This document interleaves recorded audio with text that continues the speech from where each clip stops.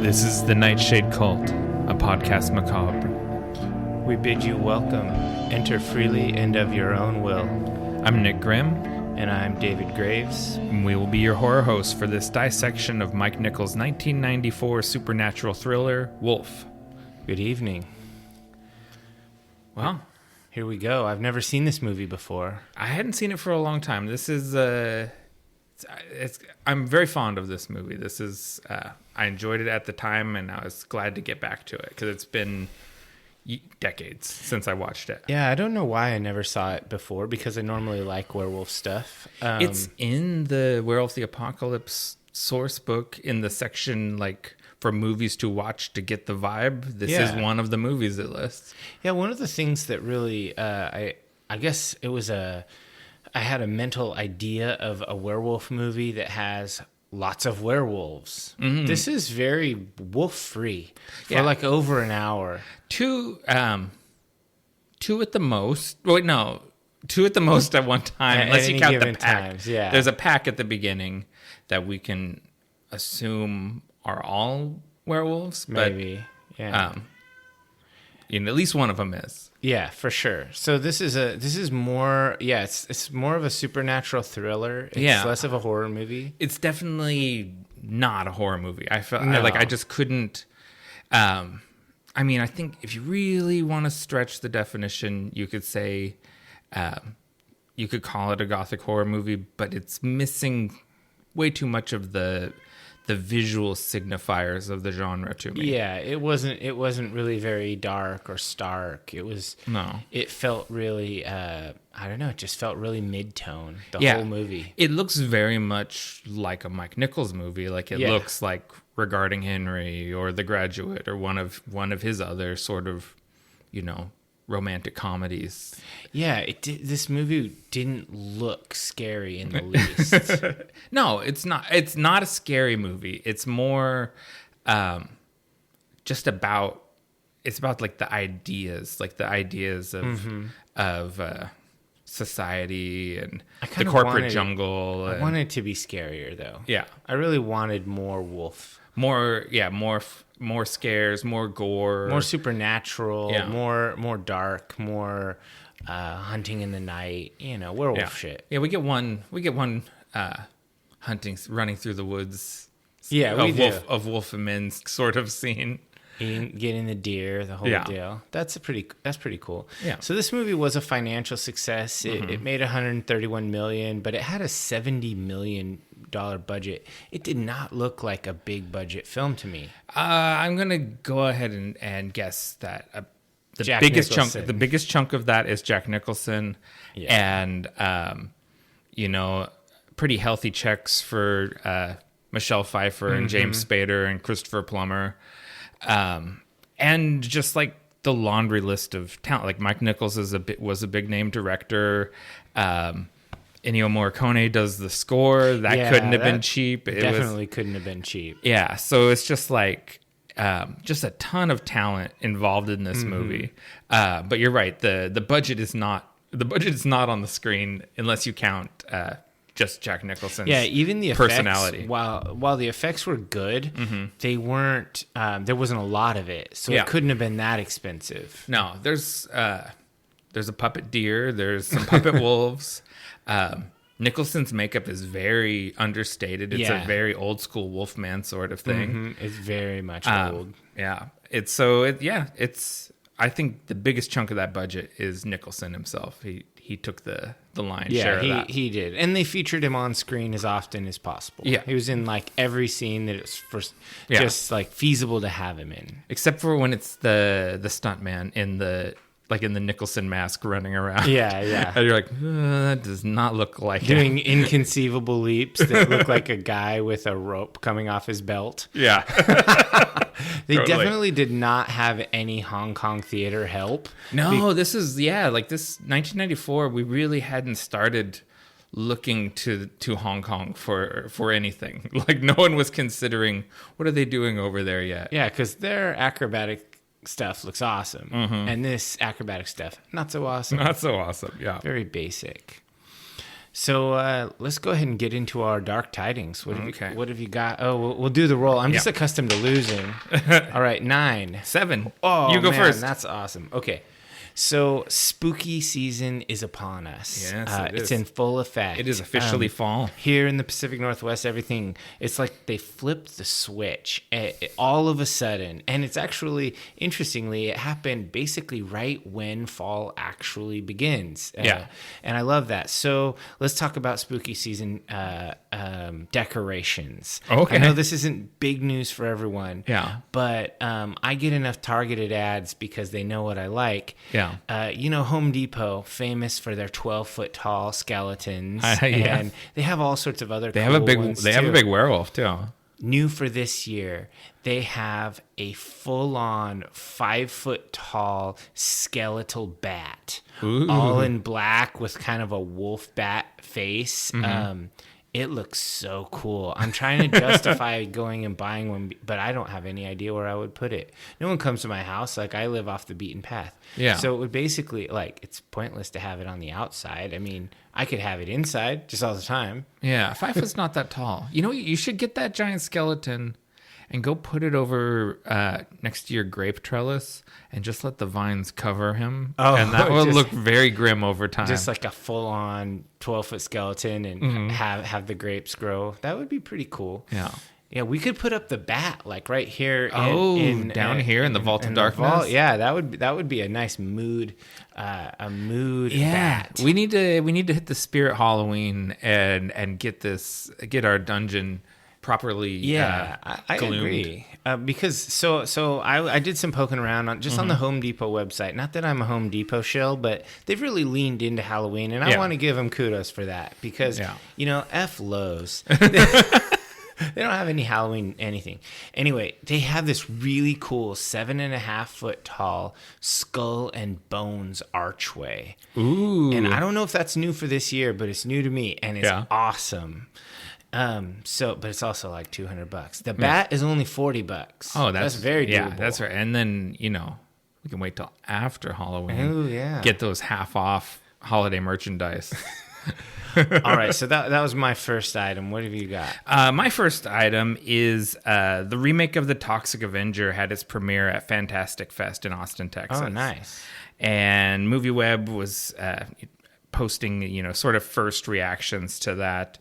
And it's described as being gory, funny, crazy, and unconventional, combining over-the-top energy and tone with lots of gore and a surprising amount of heart.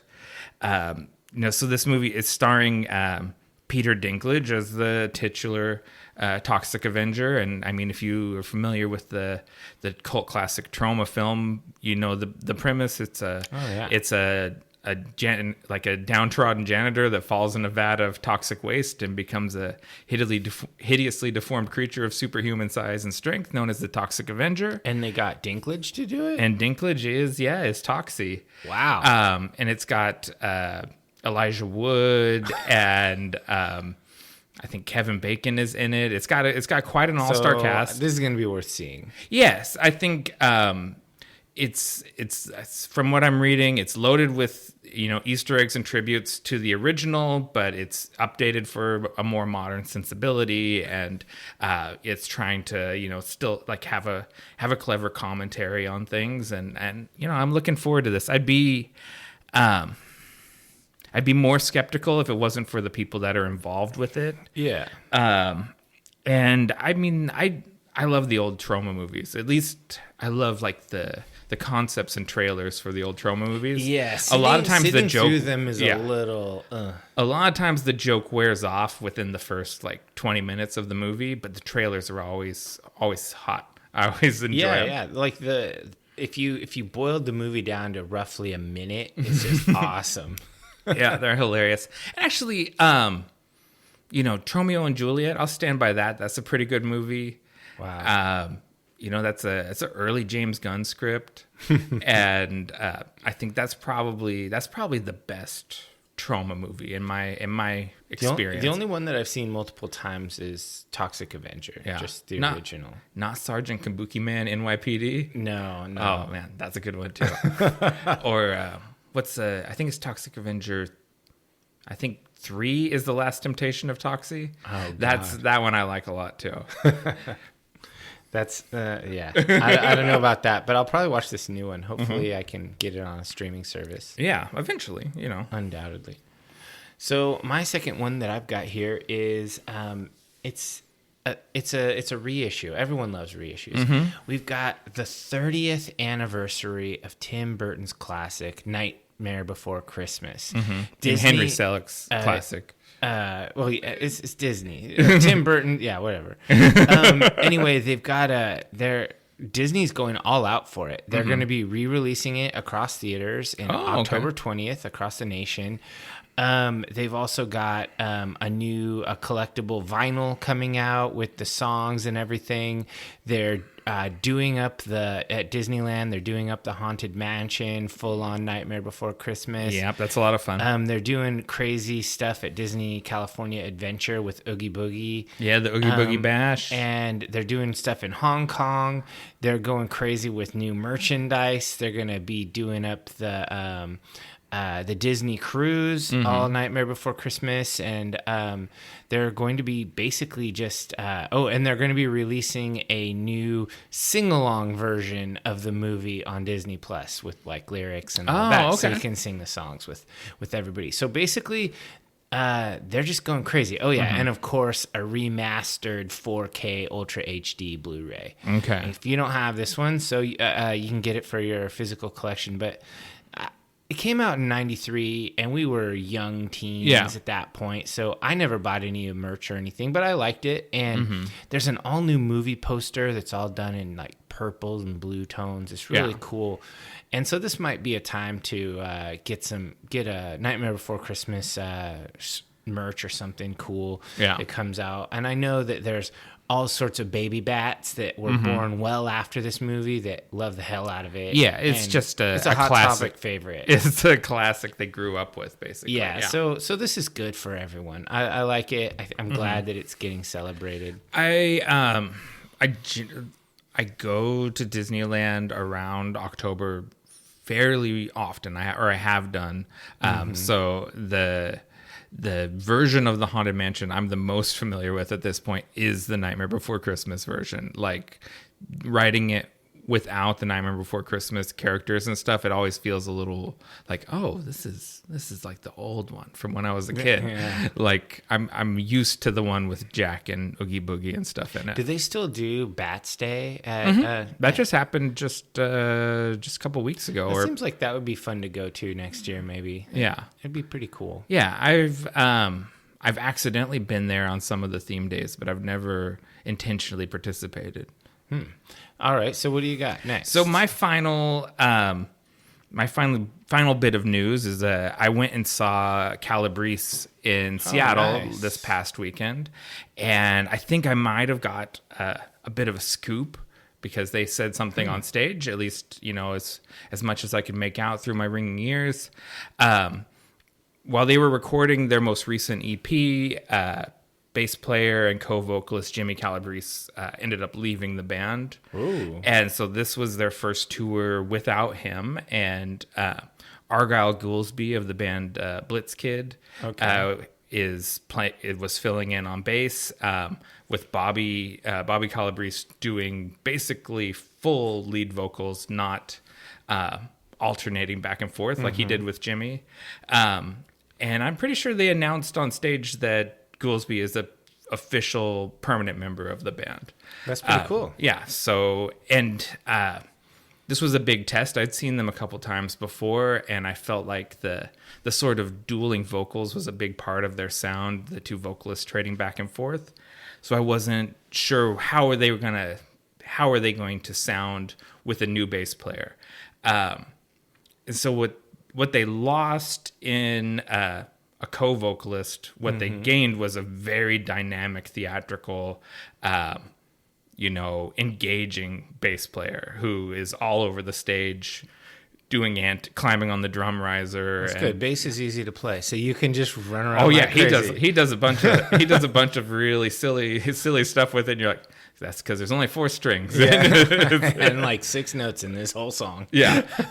But it was a really great show, and I think the future is bright for the Calabrese brothers. Yeah, so if you're cultists out there listening and you don't know who Calabrese are, it's a horror punk band. Yeah. It's pretty great in the spirit of kind of the sing-along era of the Misfits. Yeah, definitely. The whoa era. The heavy Misfits influence. They've evolved. Now they call themselves a gothic rock band instead of a horror punk band. I've always just thought of them as a death rock band. Yeah, they've definitely moved kind of beyond the simplistic. But still, Day Glow Necros is the best album. That is my favorite. That just remains my favorite. Lust for Sacrilege is strong too. That I literally, because I was just listening to like their 6 albums or so that they have on repeat before the show, and I even like the very early stuff where they're off key and a little more primitive. I still enjoy that.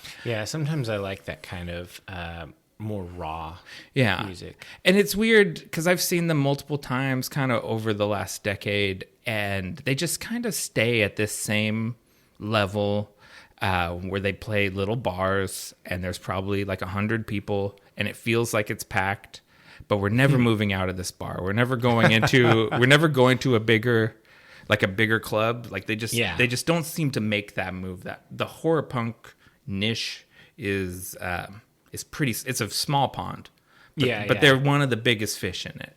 Yeah, that's very true. I mean, just sort of tagging onto that, I recently saw a band that just had a replaced member as well. I saw Agalloch, and they're often called dark metal or gray metal. Yeah, not black metal. No, they've got some black metal influences on their first album, but really they're not a black metal band. And so their new drummer Hunter, he's very good. He's an extremely technical drummer, whereas Aesop was way more punk rock. Yeah, this guy was just like a machine, and they sounded amazing. And it was pretty killer. And where did they play at? The Crystal Ballroom. Okay, so it was completely sold out. Yeah. It was just packed, absolutely, and it was awesome. They were opened by Thief. I don't know if you've heard of them. I had no idea what to expect from Thief, but it was like, at first it started out like, it's like, oh, if 9 Inch Nails had like a heavy Deftones influence. And I was like, okay, that's kind of neat. Yeah. There was no guitar player. It was bass, synth, and drum machine and weird sounds, a drummer and a vocalist. Yeah. And then like the whole thing was kind of good in the very beginning, and then it actually became distinctly nu metal. Oh, really? Like gothic nu metal. If it makes any sense to you. It does that. It's that makes sense. Spooky nu metal. And I'm like, wow, this is weird. Don't ever rap again. But other than that, this is decent. The nu metal's having like a whole, because it's like, it's having a renaissance right now. Yeah. So that's like, because it's 20 years old, and the thrift store kids are out kind of discovering it. And they're wearing the baggy pants and like getting into that. Like Korn has become like a touchstone classic rock band. Yeah, I see kids who dress like Fred Durst. Yeah, it's everything comes back around. Who knew? Since we're just freestyling on bands, Haunt Me opened for Calabrese. Okay, and they're a goth band from Houston, Texas, I think. Haunt Me? Yeah, Haunt Me. Yeah. Okay. And they were really good, like like a proper, like sort of sunglasses at dark, monotone vocals, like post punk, kind of old school vibes.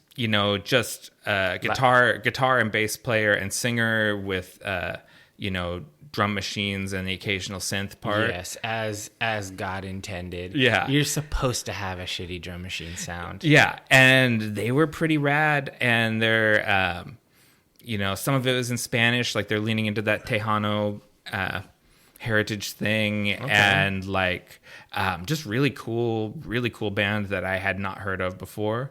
But I'll listen to more, and they're on Spotify and all the regular places you can find music. Bandcamp, if you want to support them directly. That's actually kick them some money. Yeah, Bandcamp's great because the money goes right to the artist. Totally. All right, so let's go ahead and take a short break, and then we will come back with this dissection of Wolf.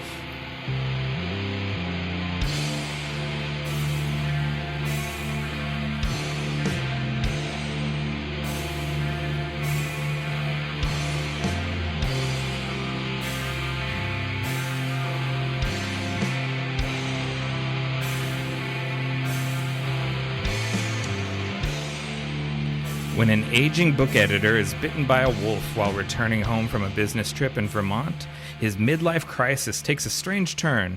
Over the course of a month, his life is upended by betrayal in his personal and professional lives, meeting an exciting new woman, and gradually transforming into a werewolf. Exactly, spot on. This movie really is more of a romantic drama than anything else. That's what most descriptions I read of it call it, a romantic horror. It's about this romance and his Will Randall's struggles at his job with his protege that's taking over for him and trying to edge him out. You know, like the wolf, the young wolf kills the old alpha. It's just all that and a lady and spoilers, she gets the bite too. Yeah, that felt like a reshoot edition. That feels like something that's not intended to be there. I mean, I don't mind it. I liked it. I like that as an ending. It's like Hitchcock. It's the birds, you know. But I don't. That just really, the way that felt tacked on at the ending, that felt like test audiences wanted a little bit more. They want a little more wolfy. Yeah. Well, I was looking at the watch, so that's not a good thing. That's not a good. I was wondering. It's a 2-hour movie, and at an hour, I hit pause so I could go to the bathroom real quick. Okay. And then I came back into the living room, and Carrie said, "Oof, there's so much more to go." We had no werewolfness at an hour. Really? It was just a little bit of heightened senses. That was it. Just a little sniffing and just hearing the stuff where he's around the office. And And I was just like, yeah, man, this is a slow burn. This is mostly about drama between a guy, his coworker, and his boss. Yeah, it's like the whole half the movie. It's just work drama. It is totally a corporate thriller with the undercurrent that people are turning into werewolves. And here's the thing. I love werewolves, and I'm all for a good dramatic story, but I don't like these bougie yuppie bitches. Like, why couldn't we get a story about, like, people that are more interesting than these, like, Upper East End rich guys, you know? Like, fuck those guys. You don't like this, the cutthroat world of publishing editing? No, it's just the niche that they chose to live in just didn't scratch the itch for me. Yeah, well, I think that gets into two things. Like, so for one, drawing the parallels, like the law of the jungle with the corporate, the cutthroat nature of the corporate world. So that's like one of the thematic things that's going on. Waiting for Christian Bale to come out and hand him a business card or something like American Psycho. He was still the same idea. He was still doing Newsies, I think, at this point. He was a little kid. Yeah. But so you have that, and then the other big thematic thing is this sort of, it's all an allegory for masculinity, right? Like, it's about he's this emasculated, sort of neutered man that through acknowledging the wolf inside of him kind of rediscovers his virality. Seek the wolf within thyself. Yeah, exactly. So the wolf is... That's a Metallica quote, if you didn't get it. Yeah, we already mentioned this song once. And I thought of it a lot when I watched it. I mean, that's a darn good song. Come on. But the wolf is primarily a metaphor for his inner self, right? And rediscovering his power. And so that's why I just don't. It's not a horror movie. It's a thriller, like a psychological thriller. It's definitely it's a psychological romantic thriller with a horror like aftertaste. Yeah, just a little bit, like 20 minutes at the end. Yeah. Well, I mean, that's like superhero-y, almost like their big battle at the end. Yeah, like that's certainly not horrific. It didn't feel horrific at all. There's like big jumps and tackling each other and stuff. So Mike Nichols, director of The Graduate, very strange choice. Bad choice. I'm gonna go out and say that. Yeah, I mean, I like this movie, so I don't necessarily feel that way, but weird. It is a weird choice, and I understand why someone would not be happy with it. And the screenwriter, Jim Harrison, who wrote Legends of the Fall, also wasn't happy with it. This is another movie where he doesn't like what the director did. You know who should have directed this? Alex Proyas. Okay. That'd be a very different movie. It'd be a good damn movie at that point. So Jim Harrison ended up leaving this production over creative differences with Mike Nichols and left Hollywood altogether after this. He stopped writing for movies. Whoa. Because, that was enough for him, because he just didn't. He felt like what Mike Nichols was doing was so out of line with. I wonder thematically. What he wrote. What was his vision of the movie? Definitely all the running through the park, the running through the woods, chasing the deer. Like I think of Legends of the Fall. So just a little more action oriented. Well, and more of like. That primal man back to nature, like I think he's a Jack London type, right? Okay. You know what I mean? Like, and so I see that. And then his co-writer, Wesley Strick, he did more, what other movies did he work on? I think he wrote like some of Tim Burton's movies. I think he's more like so he wrote Cape Fear, which is not a Tim Burton movie, but it's a good movie, and a few other things. And I think he's more the humor side of it, the Office side, and I imagine Jim Harrison as being the wolfier side of the story. So pretty much in the screenplay, and I'm interested in because there's a novel by this name, and I'm interested in reading that novel now. Did you read it? Because you often do. No, is it a novelization or is it? It's based on the novel of the same name by Whitley Strieber. Huh.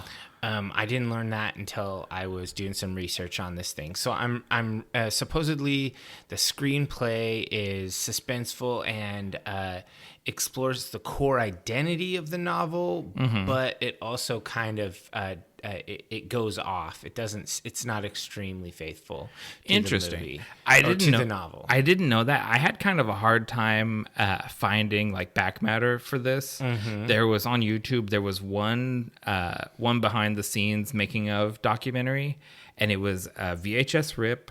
Wow. With a Spanish dub on it, where you can hear the English people speaking. Ouch, that's tough. With the Spanish voice over the top of it. And I started watching that, and I was like, "Yeah, there's no way I can do this. I can't decipher between two competing dialogue tracks for 20 minutes." I was also having a hard time finding stuff on this, so I actually turned to AI and started having it start digging for me. That's where I found that the novel, interesting, and all of that, and so I was having a hard time. My Google foo was bad, but AI just has algorithms. Well, this is just sort of it's a weird kind of forgotten movie. It's definitely not. So it's not in the pantheon of amazing spooky movies of the 90s. Yeah. It was in our theme of having Dracula, Frankenstein, and Wolfman, but the 90s versions because we're 90s kids. Yeah. That was a good selection. But as far as like what are the cool horror movies of the 90s, this doesn't make the top 10. Yeah. Because it's not a horror movie. It's not a horror movie. But Sony does package the three movies together. That's true. Like and Jack Nicholson always sells. I mean, it did make profit. So. Yeah. So let's see. What else do we have to go in our I think first that segment? as far as the writing and the directing and all of that, I feel like that the writing of the dialogue was really good. Yeah. It was sharp. It was witty. Like Nicholson's comebacks, even though you could focus on his delivery, the writing was good. Yeah. Like he had great lines to say. Like he really shit on his rival in the end, and it was good. Absolutely, yeah. I thought that their back and forth was pretty awesome. Yeah, and I like this. I like the Office stuff. Honestly, like this is a very. See, I liked everything that happened out at the manor. Oh, okay. Like because there's really two basic locations. There's a third minor one, the apartment. Yeah. But there's the office, the manor, and then the apartment. And I liked everything that happened at the manor, basically. Interesting. I really liked the Office setting. I like that building. I liked his loyal secretary. That lady was awesome. And Niles from Niles Frasier, from Frasier, his assistant, who like worships like hero worships him. I love all of that the stuff. thing is you gotta have your ride or die homies, and those were his. Yeah, I like the internet guy that drinks tequila for breakfast. And in 1994, you have one guy in the whole building who internets. Yes. And when you need something looked up, you call him. And he looks it up. He gets on the internet, and it's going to be a minute while it can. He's searching old list serves and stuff. Yeah, and I was like, man, it would be like a magical power that this guy had in the building. That's why he can come to work drunk. Yeah, because he's lazy. He's the only one that can do the thing. Yeah, he's like, I know how to dial the phone number and put the phone on the thing. Yes. And the computer hooks up to the information superhighway, and then I can get lists of names. Yeah, and I like all that. The thing that's when you watch this movie now, where it actually ended up being really influential, weirdly, is like superhero movies, because this is structured like a superhero origin story. Straight through, like you have your inciting incident. He's discovering how his powers work and the rules of the new universe that he's been, become aware of, and then he fights his dark reflection at the end of it. It's like every single Marvel movie. Yeah, this was like Black Panther when he has to fight the Killmonger. Yeah. Or Iron Man and Ironmonger, or the Hulk and Abomination. It's like, this is the Marvel formula, like one of the early examples of it. So it was an influential film, but not in horror movies. We should write some screenplays and use these beats, but for every cool thing. Like, let's make a Marvel Dracula movie. Oh, that's called Dracula Untold. That came out just a couple years ago. Is there a Frankenstein version? There's that I, Frankenstein that's kind of in the underworld universe. Those IPs are owned, though. Yeah. You have to go further back. Nosferatu. Yeah, Nosferatu. Dracula versus Nosferatu. It's just a legal drama over IP infringement. No, those are old enough. No. It's because Dracula is suing Count Orlok for ripping off all of his. That would be hilarious. And then it's an office drama. Yeah, see, we could wolf that. Okay, let's do it. Yeah, so I thought that was weird. And the other thing that it obviously influenced, Lisa pointed this out, those forest scenes, the Twilight movies totally bite that stuff. Bella running through the woods and taking down the deer, it's almost the same sequence. It's pretty close, although I'd argue that that's not entirely original to Wolf. Yeah, but what movie? Can you think of another movie that showed that visually, like a person stalking a deer and taking it down by hand? Didn't that happen in American Werewolf in London? Oh, he does. He has a dream sequence where he does it. Yeah, I'm pretty sure this is just sort of like classic werewolf shit. Maybe. I think this had its tendrils reached the Twilight franchise. My memory is garbage, but yes, I believe that this was more influential because it was bigger name, bigger budget. Everyone watched. More people this. saw it. Yeah. It's interesting, but not a lot of people remember it. That's true. Yeah. So one thing that they did really well in this movie, I think, is I think that the special effects. So if we're talking about visuals in this movie, the way that it looked overall did not impress me. It was too bright. It looked kind of like an episode of Frasier. Yeah. Like the whole movie was like an episode of Frasier, or Friends, because Ross does show up too. That's true. It was definitely 90s TV looking. It did not have any sort of like. The lighting was not good. The cinematography was mediocre. That's really weird too, because Giuseppe Rotuno was like Federico Fellini's cinematographer. Like, he is a legendary cinematographer, but it is a bland-looking movie. Yeah, it's super boring. But I do think that the visual effects, when they do Nicholson's Wolfman, and then when they do. Later on with Spader's Spader, his Wolfman, they're really good.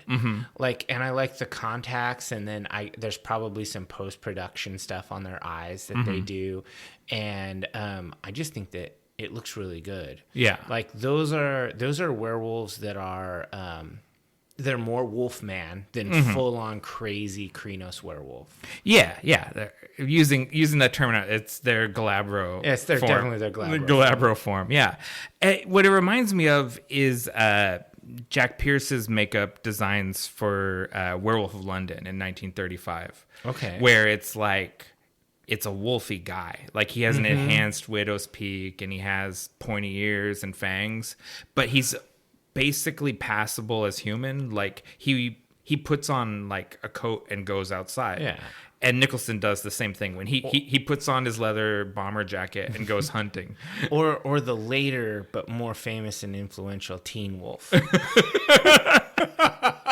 But Teen Wolf is more wolfy than this. He plays basketball. He plays basketball. He surfs on cars. He plays basketball and van surfs as his authentic wolf self. He's an out and proud werewolf.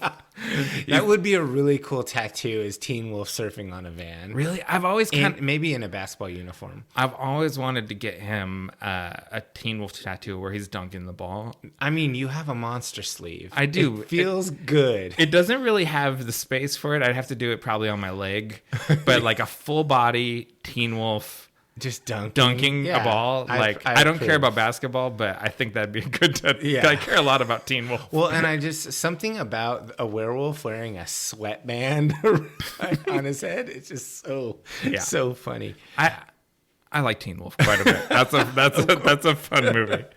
But so yeah, Rick Baker, incredibly influential. Rick Baker, Monster Maker. I don't think people generally put this like in his top 10, but I think it's one of his cooler effects because it is so understated. It's not the American Werewolf in London, Hound from Hell, because that was his number one. Probably. That is probably King Kong's up there. Grills in the Mist. I won him the Oscar. Those grills, they looked real. They look like real gorillas. Yeah. But I like this sort of partial Wolfman look that this movie has, and it makes you realize Nicholson, speaking of superheroes, would be a pretty good Wolverine. Like, Nicholson in his prime could have been a good Wolverine. In the next Deadpool movie, they're gonna have a bunch of iterations of Wolverine from different. They're gonna have like a. They're going to have, there's a lot of rumors. We don't really know. We know Hugh Jackman's in there. They're going to be like a Harry Potter Wolverine, or what's the actor's name? Daniel Radcliffe. Yeah, like I saw a picture of like a jacked Daniel Radcliffe saying that he's going to be one of the Wolverines. I don't think that's true. You think that's Photoshop? I think that sequence of him with his shirt off going crazy is from something else. And people have... I think it would be pretty cool if there were some unorthodox Wolverines in that movie. But that's a big side tangent. Honestly, like, he's short, he's fully jacked, and he's very hairy. I have no problem with Harry Potter Wolverine. Or Elijah Wood, he'd do a good one too. A Mr. Frodo Wolverine. Unorthodox. You're starting to think outside the box. I mean, Wolverine is sort of like a rage hobbit. More of a dwarf, probably. Oh, the hobbits are very hairy also. Yeah, and they're a little more lithe than before. Some more of the visual stuff. Anne Roth, costume designer. As bland as this movie is, that is perfect 90s corpo fashion. Like, that's really... It is. Like, I was just loving, like, the pleated corduroy dockers and the boxy... suede shoes. The boxy shirts. And I was just thinking, like, God, everyone dressed... Because that's... David and I worked retail not long after this. This is how everyone dressed. The people in this movie is how we dressed at work. We were at a shirt and tie type of place. And so, like, it was very bad fitting clothes. That was the style of the time. Big and boxy pleated slacks. Yeah. And they just, like, kill it. Like, it, you know, it's sort of like how people like to think of the 80s as being all neon colors, but it was, like, wood paneling and ashtrays everywhere. Yeah. Brown glass ashtrays everywhere. The 90s people like to think of like grunge or like the hip hop like cross colors and things like that. Yeah. But like 90% of normal people looked like the schlubs in this movie. Yeah. And so this was just like an oversized suit jacket. Yeah, like it's like where it covers half your hand. It was like, get that tailored? No. Yeah, it goes down halfway down your thigh. Never, I won't. I'm going to dress like a 12-year-old or whatever, a 13-year-old at his bar mitzvah. And that was just how everyone dressed. And I was like, this is some good 90s fashion. Yeah. Like the real 90s. Anybody that was there and living it was, that was the real deal. And Bo Welch and Jim Doltz, production designers. I love these sets. Like, I love how super cluttered and lived in everything is. The doctor who gives us the info dump on the rules of being a werewolf has the creepiest apartment. Like that guy. I feel like he got ripped off. He deserved a bite. Do you see? I'm thinking about that quite a bit. That'd be a dope pack member to have, like a wise old shaman dude. Does he go back once he's committed to everything? Once he's committed to the werewolf life. Go back and give him the bite, because he wasn't ready to do it when the guy asked. The guy still came through with the medallion for him. You know, like he understood. It's weird to ask you to bite me, but I think that guy deserved it. Is it weird though? Well, it is if you're still reluctantly a werewolf. So if you come to me and you tell me, oh man, I've got this crazy supernatural condition, I'm pretty sure. Can you tell me about it? And I tell you all about it. And I'm like, listen, I'm an expert. I know all the stuff. Yeah. Here's a magical amulet to help you control it. All I ask is that you pass that condition on to me because I'm an old man and I'm going to die soon. And I'm dying of cancer. So would you please hook a brother up for helping you out? And you're like, nah, pass. I can't bite you. It's too weird. It's too weird. He's like, pause, gay. It's like, whatever, dude.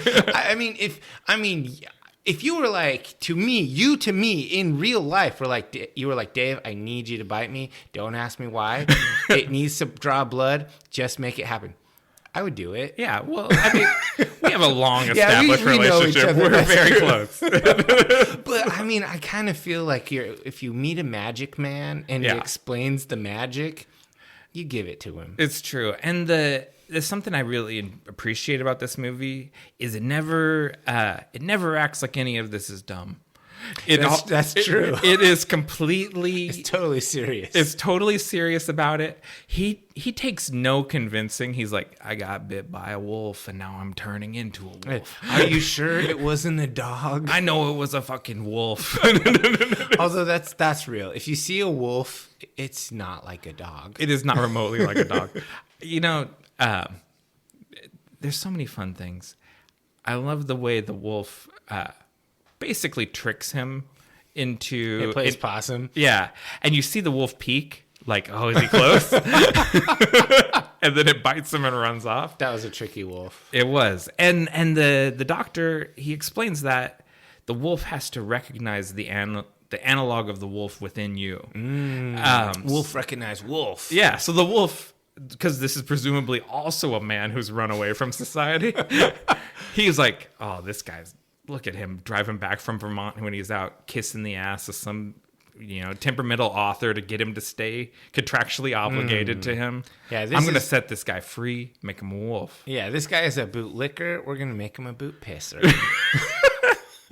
Totally. Yeah. So I actually, it's all very understated, but I like the production design in this movie. The publishing office, all the manuscripts, and the building books itself that they used for the publishing office was beautiful. So it's not a building in New York; it's a building in LA, and cool. they film a lot of stuff there. But I don't know, what building it is. But it's very cool. I love that central, like kind of open atrium style. Yeah, with the wooden staircase and all that stuff. It looks pain really in the ass cool to work in. You're hiking up and down those stairs, but tell me about just it. iconic. I do like 9 flights of stairs a day. Yeah. It's a pain. So as far as the audio goes, I really, really liked the score. I think Morricone really, he did not phone it in. Yeah. It was excellent. So this is not. It's not like when you think of him, you think of like The Good, the Bad, and the Ugly, and all those classic westerns. It's not as iconic as that, but I was listening to it on the way over here as part of my podcast ritual. And he does some really cool stuff. Like I think it's like a trumpet with a mute, and he kind of makes a wolf howl sound with it. I mean, obviously he's conducting, not writing it or not playing it probably, but like he does like interesting stuff to give a wolfy feeling to the music. And they call him the maestro for a reason. He's one of the best to do this. Yeah, this was a surprise when I was looking at this. I was like, oh, that's why it was so good.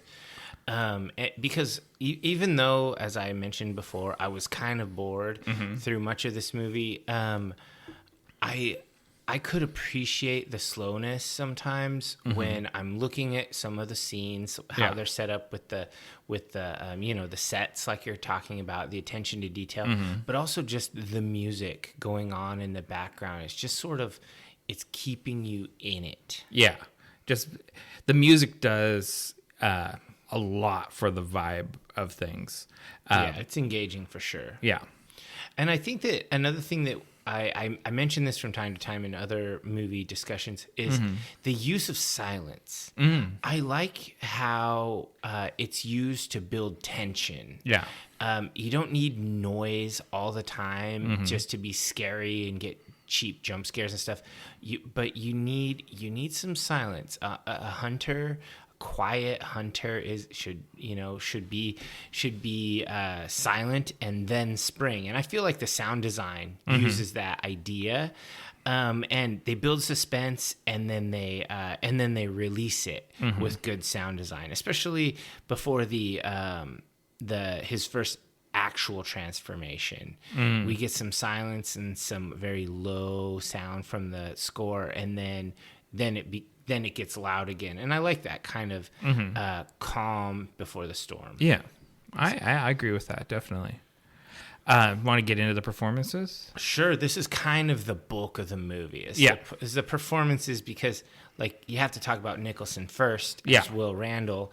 He pretty much steals every scene and dominates the screen.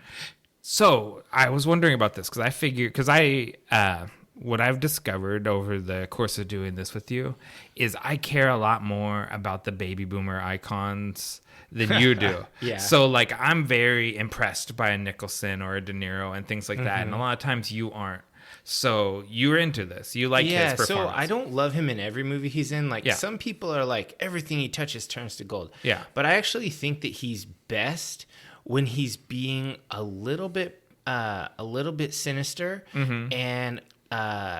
and where the character is witty. Yeah. So it plays to his strength. Yeah, he's witty and he looks sinister. Yeah. That's just natural. So this character was perfect for him. And so, I mean, I read some reviews of the performances and they're like, this is a tour de force, blah, blah, blah. And I don't know if I go that far, but I would say that he dominates the screen whenever he's on it, and the writing was sufficient to allow him to really flex on this movie. Yeah, I think he riffs a little. Like, I think there's some improv bits. Some certain things feel just so Nicholson. Yeah.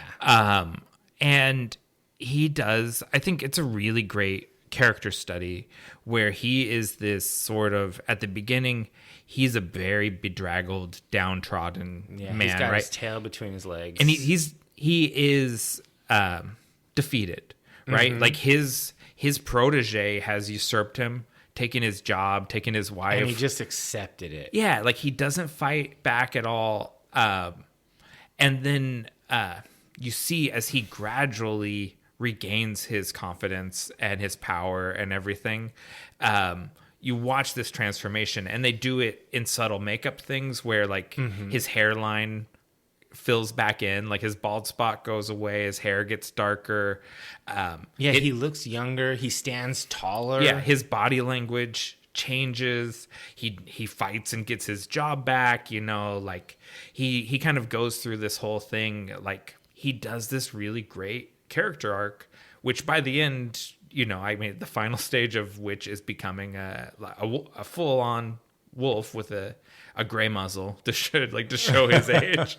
But I just think he does like a really great low-key performance. Like it's not scenery chewing Nicholson. Like this is a very subdued, gradual performance. Yeah, there are a lot of those boomer icon actors, as you call them, that really just play themselves in every movie. Yeah. And Nicholson is kind of that too. He's one of those guys, yeah. But like you said, there's definitely some nuance to the performance. The transformation from pre-bite all the way to discovering powers, all the way to the end. I feel like he changes a lot. The way he delivers lines, the way he does body language, his overall confidence. I just feel like he's Jack Nicholson the whole time. Yeah. I never think of him as Will Randall. I know. I actually struggled to not put Jack in my notes and like be like, no, not Jack, Will. But it's just like it is. But it's a good transformation. You buy it. It doesn't seem weird. And so I think this was definitely his movie. Yeah. And we haven't really talked about this, something that the doctor says about how you don't become evil when you become a werewolf unless you were an evil person to begin with. Yeah. And he is a good werewolf, right? Like, so we're talking about not an evil dude. He doesn't seek revenge.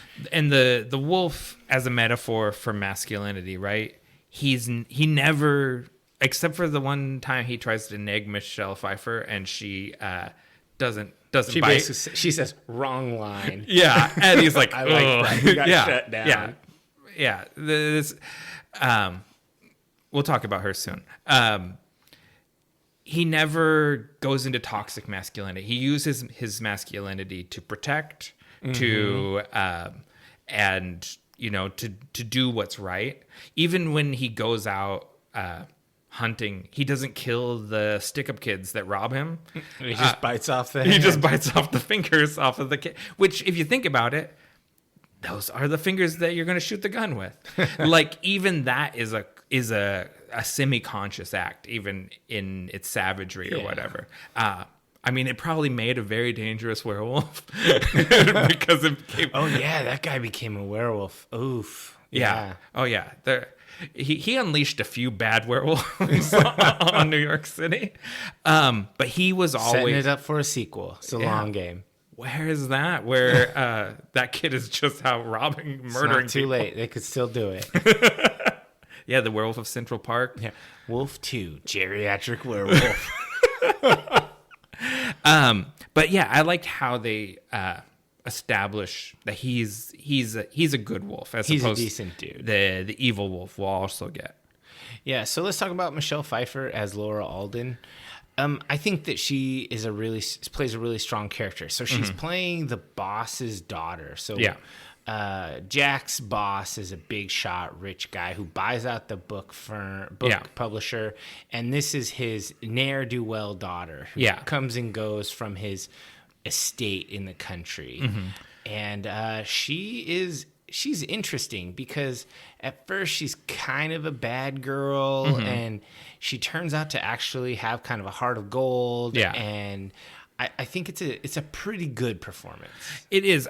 I love Michellepfiefer quite a bit. Like she's a favorite of mine. And this is a originally Mia Farrow had been cast. Interesting. And she would, nothing against Mia Farrow. I was talking about all the baby boomer icons. I like her, and she would have been more age appropriate to Jack Nicholson. Yeah. But she doesn't have the personality to match Jack Nicholson in the way Michelle Pfeiffer does. Yeah. Michelle Pfeiffer has an alpha wolf personality herself. And so they fit. Like, they match each other. Even though he's 20 years older than her, she's still a grown woman of 30. She's not like a teenager or something gross like that. Yeah. She's an adult. And she is his match, if not superior, in most things. You know who would have been my casting for this one?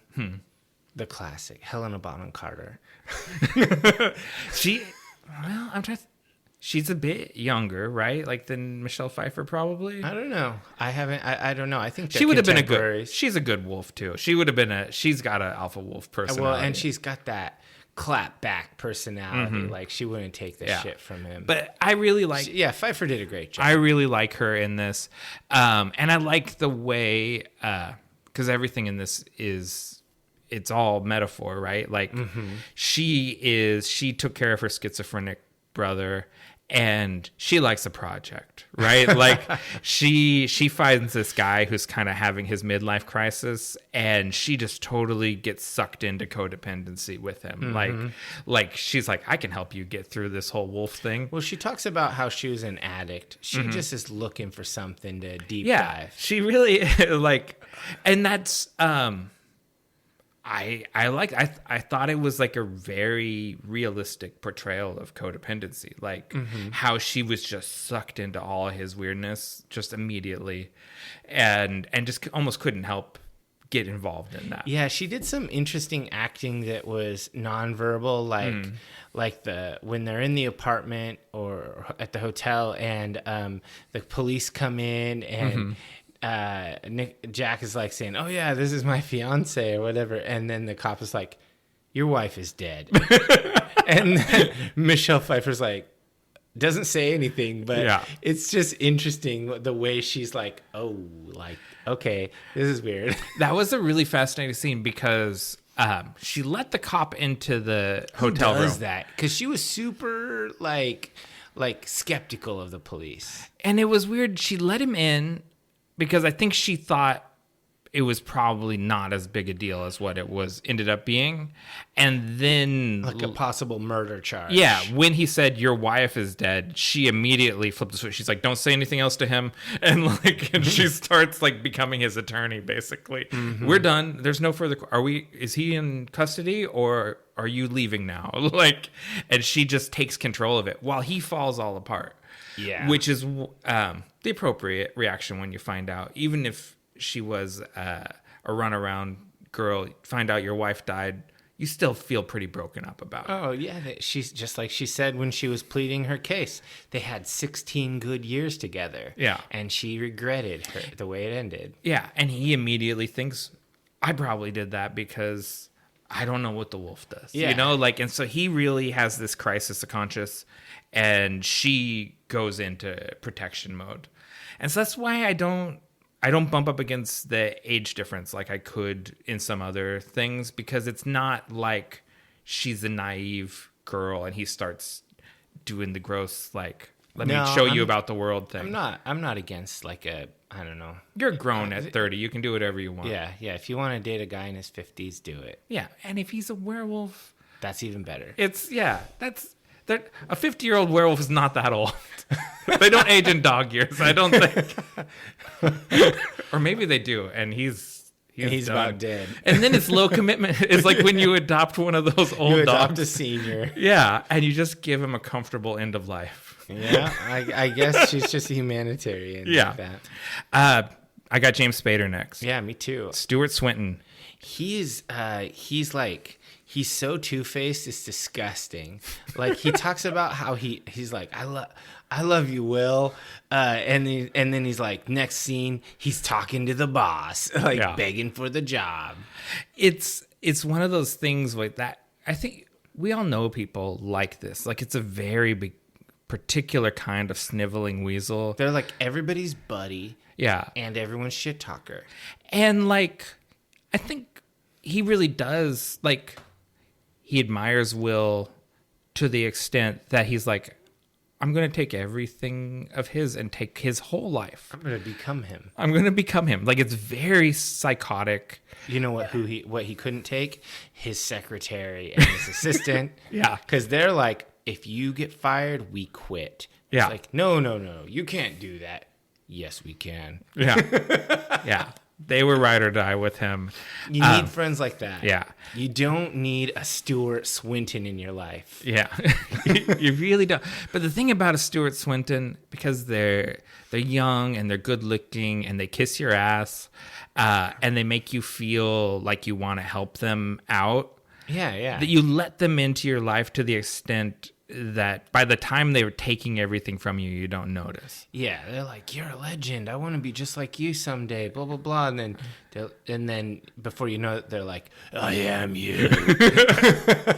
Yeah, and then we talked about it earlier. He becomes a werewolf, the evil werewolf towards the end of the movie, and you start to you remember back when the doctor is telling him about the rules. Oh, he bit James Spader, yeah. like when he confronted them when the wife was over there. Yes. Because he touches him and he's like, that's usually my first instinct. If someone puts their hand on your shoulder. Yeah, I just bite him. Yeah. It happened many times. It's very effective. That'll back someone the fuck up if you just bite their hand. I was having a conversation with a friend recently. It's like the trick to intimidation in any situation is going from 0 to 10 instantaneously.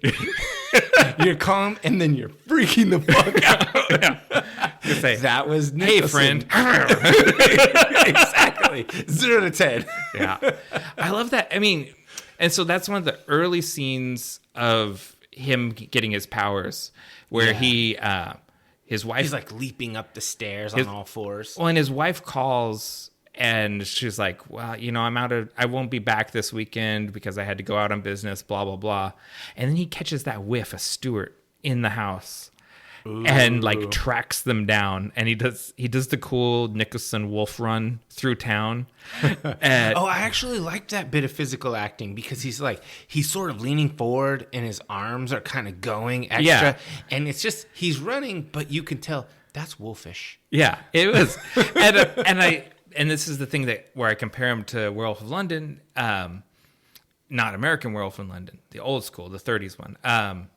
He puts on his coat first. Mm-hmm. He does that's something I always liked about the Werewolf of London is he goes out to do wolf stuff. He's like, well, it's cold. I want a jacket. Yeah. And he doesn't he's not a naked werewolf.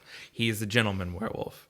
And so he puts on his cool leather bomber jacket and goes out there to stalk his wife and his protege. I do really like that scene. And then it goes into corporate kill mode after that. He's like, I'm going to ruin this guy. And he does. And I mean, it's pretty gnarly when he pisses on his shoes in the bathroom right after he fires him. Oh, it's so good. Just marking my territory. Beautiful. That brings us to Kat Nagellin as Charlotte Schuyler Randall, the runaround wife. Yeah. I mean, I have a couple of these supporting actors, I'll call them. Mm-hmm. And I think that she did a good job of... she was sympathetic, even though she was running around. When she apologized and she was like, I'm sorry, I never meant to do it or whatever. She was believable. She was very, she was believable. She was sympathetic. I was almost rooting for her. I was like, come on, Jack, at least talk to her. I'm not rooting for her. I'm not rooting for her to die either. No. It's like when you find out she died, you're like, well, that's extreme. Yeah. Like I wanted him to talk to her and explain to her and let her down and be like, okay, we have some finality. Don't just send her away crying. Yeah. That's not right. They would have got to that eventually. They would have got to their civil divorce, I think, at some point. Probably. But he's a good werewolf. Yeah, except for he killed her. Oh, but he didn't. He didn't kill her. James Spader killed her. That's true. But he thinks he did. He bears the guilt of it. Yeah. But I think he knows by the end that it wasn't him. But it was in Central Park that she died, right? That's what they said. She had her throat torn out in the park. Yeah, but they live like Park West or whatever. I'm just saying, what if it was the stick-up boy? Oh, it hasn't been enough time. He was still in the hospital with like, I bit my fingers off. That's a good, hold on. So I thought about this because the scene Jack's washing his hands, or Will is washing his hands. Yeah. He goes into the pocket of his jacket and pulls out the 2 fingers with the 2-finger ring on it. In the tissue. What do you do if you find 2 fingers in your pocket? What would you do with the fingers? Oh, man, that's a tough one. I don't know. Burn them, bury it. Burn them, bury it. I said toilet. Oh, okay. That's not a bad idea. I just flush them. But these old New York buildings, they've got bad systems. Yeah. What if those fingers get caught somewhere? And honestly, though, the 2 fingers were connected. In New York, as such a big system like that, if you just ditch it in a dumpster somewhere, no one's ever finding 2 fingers. They're never connecting it to you. What do you do with the ring? Oh, you wish the fingers. You don't keep the ring? Oh, no, that's evidence. That's not very D&D, though. That's a gold ring. No, that's definitely not very D&D, but it's definitely don't get convicted for assault or whatever. So the toilet, they might get stuck. Dumpster's pretty safe. You don't want to do it at the building you work at. You gotta get somewhere with them. You gotta go walking. You gotta go walking about. I just ditch those fingers. Look for a dumpster in an alley. You gotta be an opportunist. It has to be random. Okay. All right. Maybe take a cab to the Bronx or something. You're really traveling around with these fingers. Well, that's the thing. That's how you don't get caught. I think I'd get rid of them, toilet, fast, and because I didn't think about it, I just acted in a hurry. Somehow it's going to come back on me. And you still have the ring in your pocket. The toilet's not flushing. You'd wear it sometimes. You post an Instagram picture where you accidentally forgot that you had it on. Like every modern criminal. That'd be amazing. Oh, I don't know where I got this ring. I found it. Still had some fingers in it. That's why I flushed them. Yeah. Certainly didn't bite them off. Okay. So I have Richard Jenkins as Detective Sergeant Dodd. I thought he was pretty good. Like, this is a character actor. Mm-hmm. This guy Let's lump them both in. Jenkins and Brian Markison as the 2 detectives. These guys are good. These guys remind me of the police in RoboCop. Yeah. What I like about them is what total bumblefucks they are through the whole thing. No, I meant Terminator. The police in Terminator 1. Oh, right. Yeah. They're just like those guys. Yes, totally. They don't get the gravity of the situation Not at all. And they're completely... Oops, fucked up the evidence. completely convinced of what good detectives they are. Oh, yeah. To the point at the end when Michellepfiefer just leads them on a goose chase. They're like, oh, he chartered a private jet and flew away. And we called the airport. A jet did take off. And the case closed. He got away scot-free. And it's like, oh, they're so bad and so sure that they're good.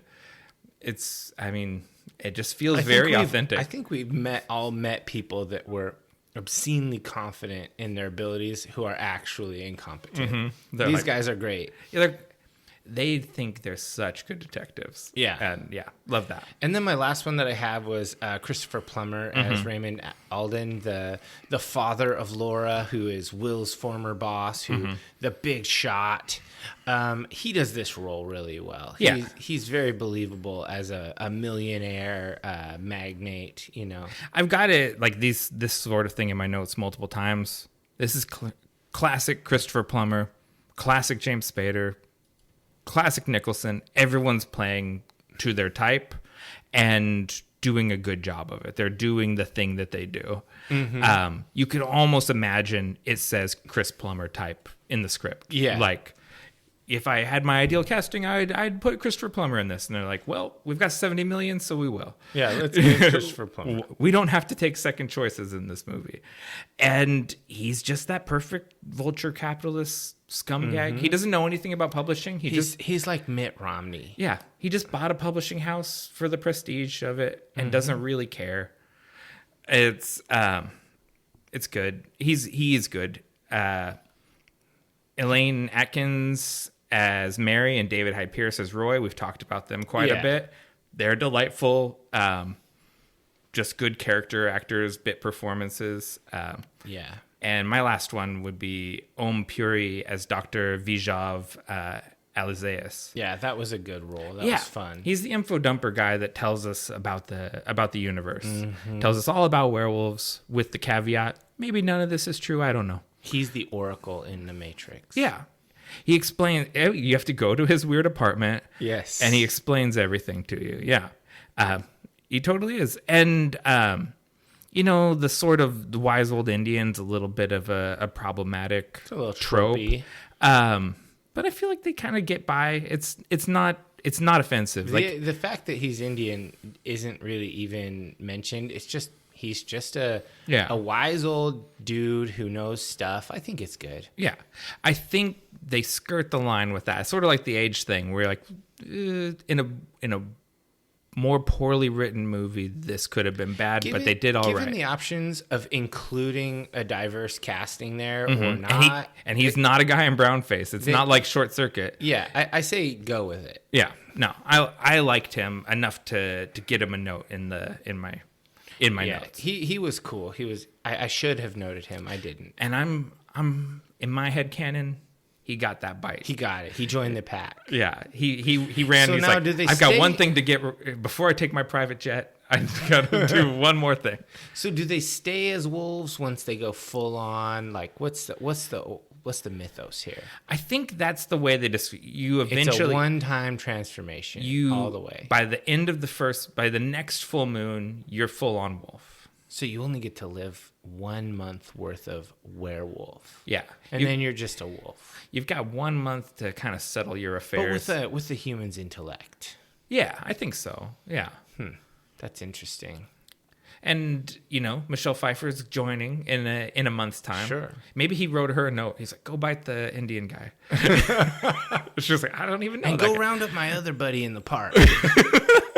Someone needs to help that kid. You'll find a wolf in the park. the one that's missing 2 toes. Yeah. It'll be good. They'll build the pack. I wonder if they did mean to get back to that. Because that's a big hanging thread. Maybe. I mean, it very specifically was a bite. I mean, you can't really mistake that. He bit the fingers off and then carefully put them in his pocket. There's no way to get around that. I think we're getting into the final segment. Right. What's your personal highlight? All right. So my favorite part, there were a lot of little micro scenes that were really good, but there's kind of a montage section that I really like, or montage might be the wrong word, but it's when Stewart or Spader is driving his Jeep and he's wolfing out in his Jeep. And those square headlights 80s Jeeps or 90s Jeeps. And then he gets there and he's and he plows the guardsman and he's hunting Laura. He even though he's like a gross sexual predator, like it's pretty gnarly. The performance is just pure menace. Like it's darkness. You believe like, oh my God, this guy's heinous.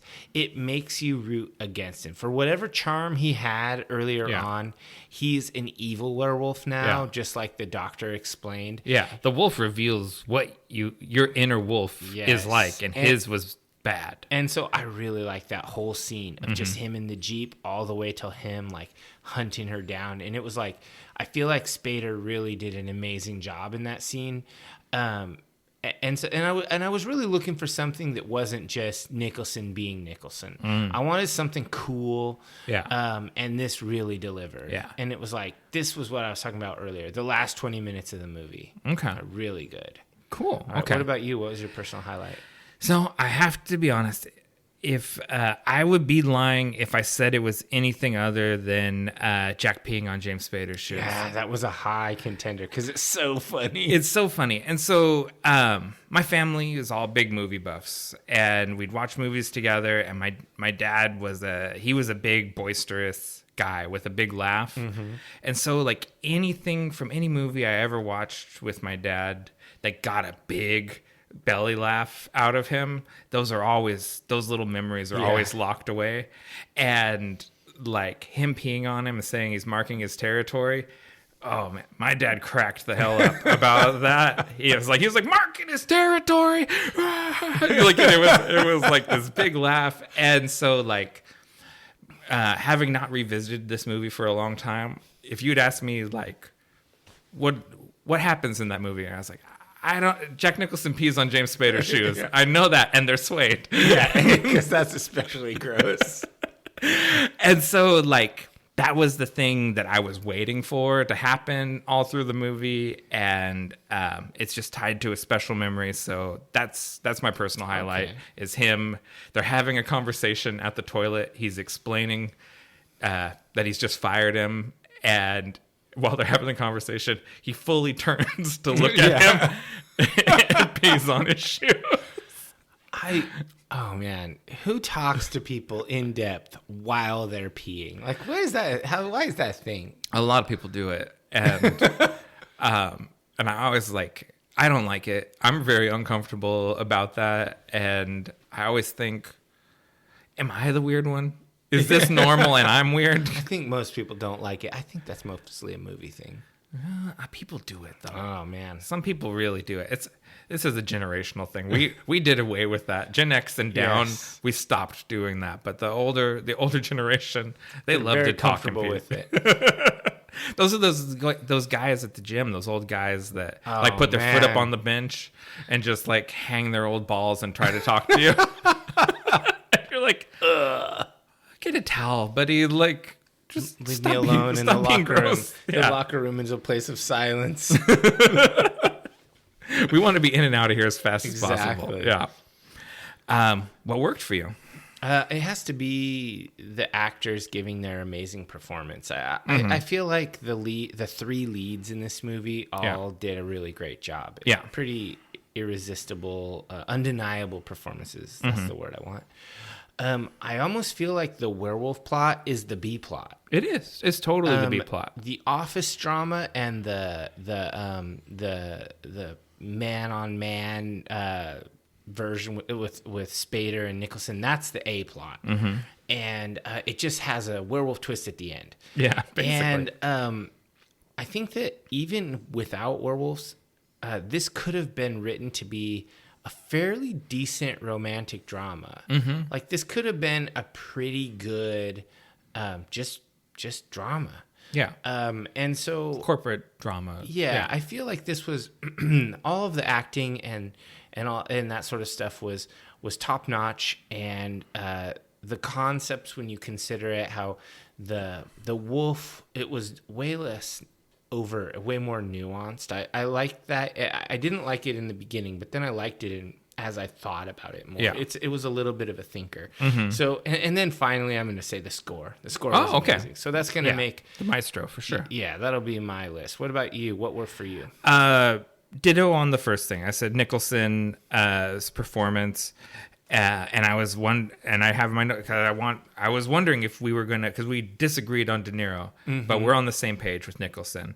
And then I also bring Spader and Pfeiffer into that. The three of them give really great performances. Okay. And I really like that. And the other thing I really liked about this film is how seriously it takes its subject matter.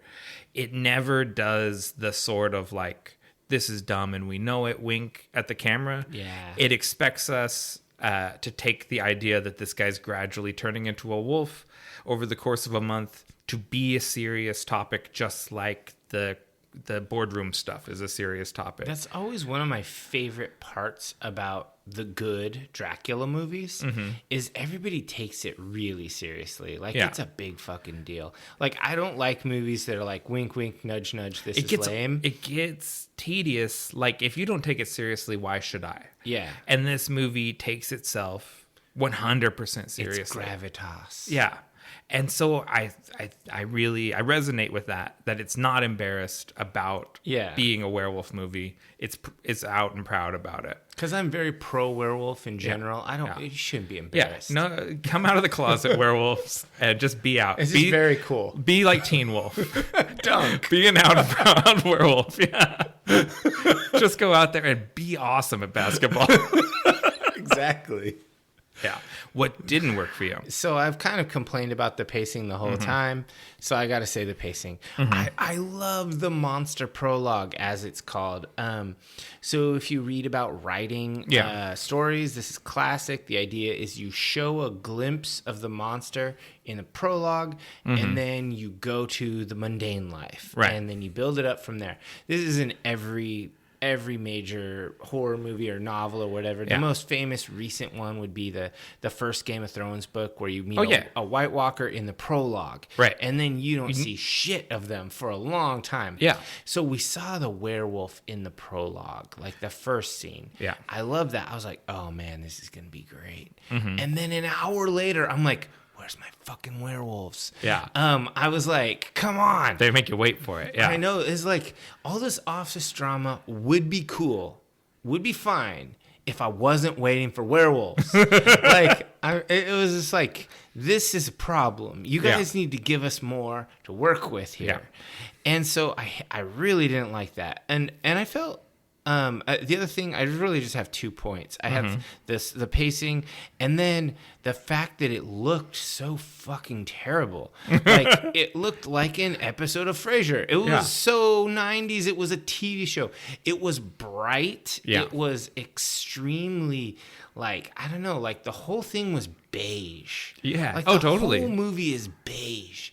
And I'm like, we just watched Dracula and Frankenstein, and those movies looked great. Dracula's extravagant. Yeah, Dracula looks amazing, and it's all Frankenstein blood red and, is all like gritty and dark, and then those crazy cool like Edwardian scenes where the colors are so lush and just like you can almost feel it. This movie, it's just like going into a 90s McDonald's and sitting in a plastic booth and sitting there in a too small seat pinned against the table, and you're just uncomfortable, and you look around and everything is ugly. Counterpoint on that, because I think I absolutely agree with what you're saying, but I think you could take that as that's the point, is to show how lifeless that world is in order to explain. But it didn't endure. Okay. It doesn't hold up. Yeah. It may have been great at the time to show how. No, I mean, like, because why do you want to become a wolf if life is awesome? Because everything's terrible. Yeah. So that life is so dull and beige, and being the wolf is real life. Yeah, maybe it was a counterpoint, but they really, out of a 2-hour movie or 2 hours and 5 minutes or whatever, it's like they gave us roughly 15 minutes of awesome wolfy time, and then like an hour and 50 minutes of beige. Yeah. So it was just ugly. Whoever did the lighting on this movie should just be exiled. Oof. I'm not gonna say anything, like they shouldn't be killed or anything. They just shouldn't work again. Well, I mean, he passed away in 2021. Okay, so rest in power, brother. All right, what about you? What didn't work for you? I mean, ditto, basically. I don't have a problem with the first hour of the movie. The part where I feel like the pacing kind of gets stuck in the mud, metaphorically, is the transition from Act 2 to Act 3, where I feel like we're ready to get into the action, and we're still kind of dicking around with the him chaining himself to the radiator and stuff.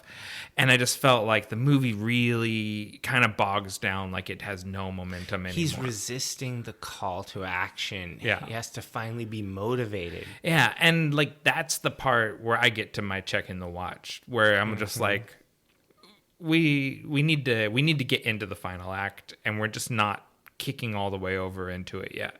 It's like when Harry wouldn't embrace his power, and then when he finally pulls out the Gryffindor sword, he's embraced his power. That's when Nicholson throws away the magical warding amulet. Yeah. It's basically, this is just Harry Potter. It's just Harry Potter. It's just a special boy. Just Harry Potter.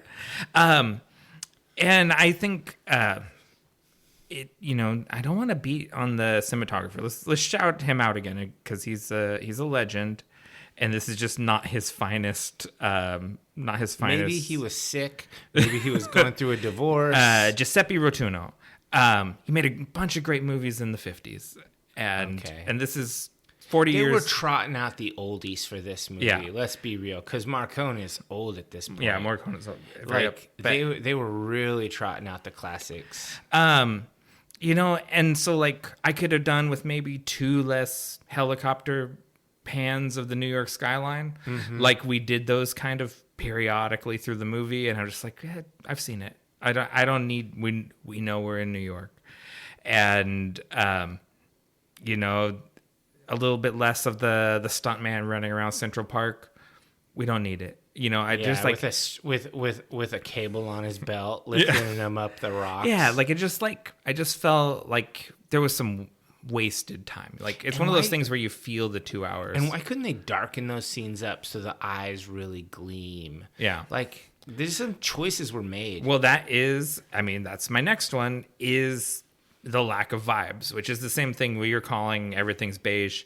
It needs more atmosphere. It needs more fog. Like it's wintertime in Central Park. I feel like usually in movies it's super foggy, like especially around the duck ponds and stuff.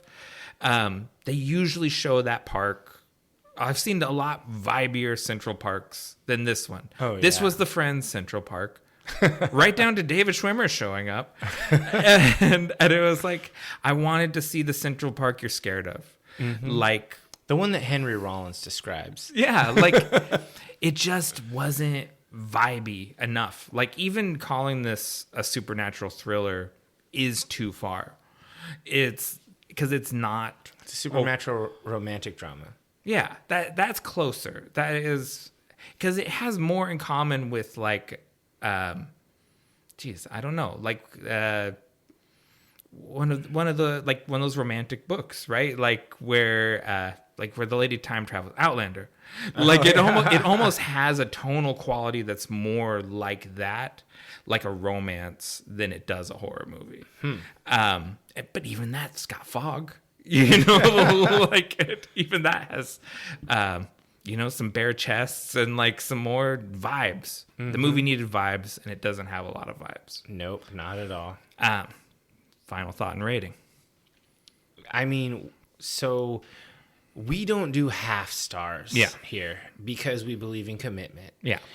Sometimes we curse it because there's movies you really want that half star. You really want to. And we have slightly differing philosophies. Like, I feel like you're really hard to get a 5 on, and I'm a little easier, but I've given some 5s. Like barely. And I feel like this movie would have been a half-star movie. This would have been a 3.5 stars, but we don't believe in that, and it wasn't enough for me to give you a long-winded justification of why it was a 4. So this is just a 3. Okay. I'm going to push it over the edge to the 4. Oh, now you have to justify it. I just have a lot of affection for this movie. Okay. So I really enjoy it. I like all the performances. It's got some problems. I'll call this a soft 4. Dracula was a strong 4. Frankenstein was a soft 3. This is a soft 4. Man, that's rough. I really think so.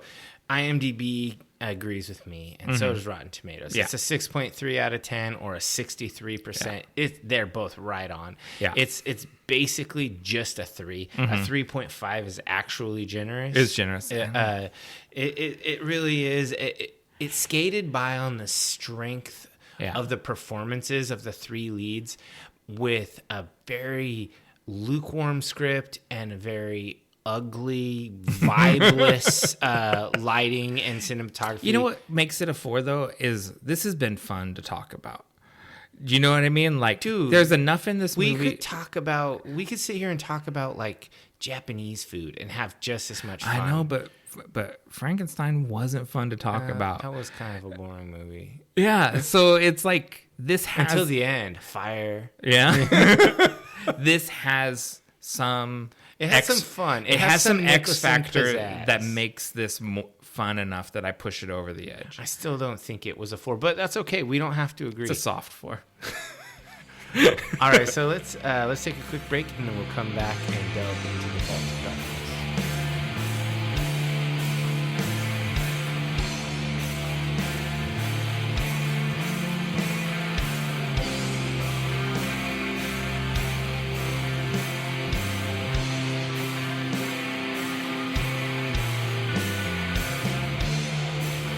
Welcome back, cultists. Before we delve into the Vault of Darkness, we ask that all initiates of the cult follow us on your favorite social media platforms at Nightshade Cult. If you've enjoyed this content, help us grow the cult by sharing it with like-minded people and leave us a review wherever you listen. All right, what are you pulling out of the vault today?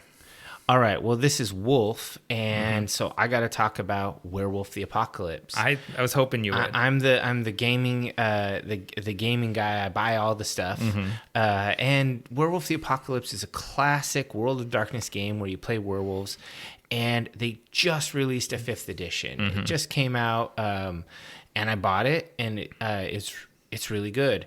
It's built on the original game's core themes, which are a dying Earth and a failing Gaia spirit, and players play members of different tribes of werewolves. And we've talked about this a little offline, but how they've streamlined some tribe stuff, and they've really decoupled it from real life cultures, and they've made all the tribes more like a thematic, where someone from any place in the world could really be a member of any tribe if that's sort of what their spirit is like. And whatever. Even the last edition was getting towards that, right? Yeah, we've been moving that direction. A little more inclusive, a little more, I would just say a little less pigeonholy. Yeah. So I think it's pretty cool if you enjoy I would call it a fairly systems light role playing game. Your characters don't have classes or levels. You just have abilities, and you get better at them, and you get your special werewolf powers. But characters are way more werewolfish than they are in this movie. You can turn into a full on half man hybrid called the Krynos werewolf, and I just love this game. I've loved it since I was in high school. I used to come home from school and go over to a buddy's house, and we'd play werewolf, just the two of us. Those are the good old days. You're desperate to play games, and so two people can play over the phone. I mean, you could. I mean, we would sit there playing at his dining room table, and so I have a lot of positive vibes, unlike this movie, about Werewolf the Apocalypse, and I really think that this new version is the best version yet. And I was a huge fan of the 2nd edition, and also a huge fan of the 20th anniversary reprinting and compilation, revision, etc. What about that one version where they just reinvented the wheel and had all new tribes? The New World of Darkness, the Werewolf the Forsaken. That was actually a pretty decent game, I'll say, but it doesn't have a lot of the things that I find to be critical for this setting. It really was just a new werewolf game that had like a spiritual element to it. Best to be looked at all on its own standalone product, because they were bound by that weird New World of Darkness 5x5 methodology, which is you have 5 tribes, 5 auspices. It's like it's the same with Vampire. You had 5 clans, 5 covenants, etc. In New World of Darkness, everything was 5x5. And this is not like that at all. You still this is more like the original. There's lots of tribes, but every werewolf has a moon they were born under, which and all of that. So I think this is a pretty cool game. And if you have played any of the Vampire the Masquerade or Mage the Awakening or any of those, this is worth trying out. And if you're curious if this is even your vibe at all, you can go on Steam or PlayStation or Microsoft Xbox Live, I guess it's called. There are a half dozen Werewolf the Apocalypse games. The Telltale Heart versions, which is mostly storytelling. There's various ones where you're playing these different tribes, and you kind of get the theme. But this is a set in a world of Gothic darkness 90s, and it's my jam. Well, the way I kind of skimmed through it, it feels like 20 years later Yes. from the original game. This is way more modern. Yeah, and it just like the changes all felt appropriate to me. Like it just felt like this is the natural evolution of this. If you were determined to like take stuff from your old game to this game, I think it mostly carries through. It could be just 20 years later from where you left off. The Earth, just like in real life, is in worse shape than it was in the 90s. Yes. Like we have done nothing to address the systemic issues that were a problem then. So And they've removed all the weird cultural appropriation nonsense that just seemed out of place at the time, but in retrospect, it seems real bad. yeah, I think it probably felt inclusive when they're doing it. Yeah. And then with looking back, you're like, it's just very stereotypical and uncomfortable. I think so. Teenage me, there were a few things that I was like, I feel weird playing that because it's so specific. And if I'm playing that, then I'm pretending to be that. Yeah. And whereas I'm all for role playing, there's a certain point where it almost felt like role playing blackface. Yeah, yeah. If that makes any sense. And I was not all about that, so I didn't do it. And so now everything is playable and there's no reason to feel weird about any of it because it's all kind of cool and all accessible for anybody. When you did that, there was one of those Facebook quiz things. What was your clan and auspice? I was a ragabash, so I was born under the no moon, and I'm a questioner of the ways and a trickster, and then I'm a silver fang, so I'm the leader type. Yeah, yeah. How about you? What'd you get? I was a heart warden, which is the Fiona the less cartoon Celtic version of less Fiona. Lucky Charms. Yeah, a little bit less stereotypical. And I was what was it? Probably a Galliard, right? Yeah, I was a Galliard. Yeah, storyteller. No, it wasn't Galliard. It was what's the Philodox? Philodox. That's what it was. I was a Philodox. I was a Philodox heart. Yeah, yeah. It's not the judges, but like the arbiters. Yeah. Conflict resolution. Yeah, that sort of thing. Yeah. So I mean, and that just fully tracked. That's probably the tribe in the old school game, and even more recently, that's the tribe I've always gravitated towards. So I was like, okay, yeah. This survey understood me pretty well. Yeah, it's a super rad game. If people are interested in role-playing games, go check it out. It's made by a good team of really good writers who thought this through quite a bit. Yeah. They went through a fairly long development cycle. All right, so how about you? What are you going to pull out of the Vault of Darkness? Werewolf by Night by Michael Giacchino. This was the short film released on Disney Plus last year at October. It's the directorial debut from composer Michael Giacchino. And it is being re-released this October on the 20th, this time in color. Nice. The version we got last year was black and white with some red accents. Like there's an artifact called the Bloodstone, and it's always glowing red, even though the rest of the movie's in black and white. It's a really cool effect, but they're re-releasing it this year in full color. And this is, it is set in the MCU, but it is completely in its own corner of it because it's a full-on black and white Gothic horror movie, opposite of Wolf. Is it a full-length movie? No, it's a short film. It's cool. Only 1 hour long. Very cool. And it's got a bunch. Basically, the premise is all of these monster hunters have been gathered together. Everyone wants this artifact, the Bloodstone, and amongst them, none of them know this, is Jack Russell, the Werewolf by Night. He is in there in disguise as another monster hunter because he has his own motives, and eventually, obviously, it comes out that he's a werewolf, and hijinks ensue, and there's sort of like a battle royale sort of scenario that goes on between all these monster hunters and our hero Jack. And it's just a really fun old school monster movie. And I'll rewatch it in color when they drop that and see. I think I probably will end up preferring the original, the black and white version. And so, like I was saying, unlike the movie we just watched, this is an all vibe movie. And it's very short. It's only an hour long. So there's no beige. There's no beige. There's only black, white, and red. Perfect. And a bunch of colorful character monster hunters getting picked off one by one. In like a labyrinth. That sounds awesome. Yeah, it's a lot of fun, and it's kind of already, in 1 year's time, it's already kind of become a bit of a cult classic. Michael Giacchino has even done like some very limited invite-only theatrical screenings. Like one happened in Portland a few months ago that we weren't invited to. We're not important enough yet. Someday. We need to get on. We need to grow the cult. We need to be on these lists and get to these cool horror events like that. It's a fun movie, and if you're into Wolfman werewolves, because he's an old school Wolfman.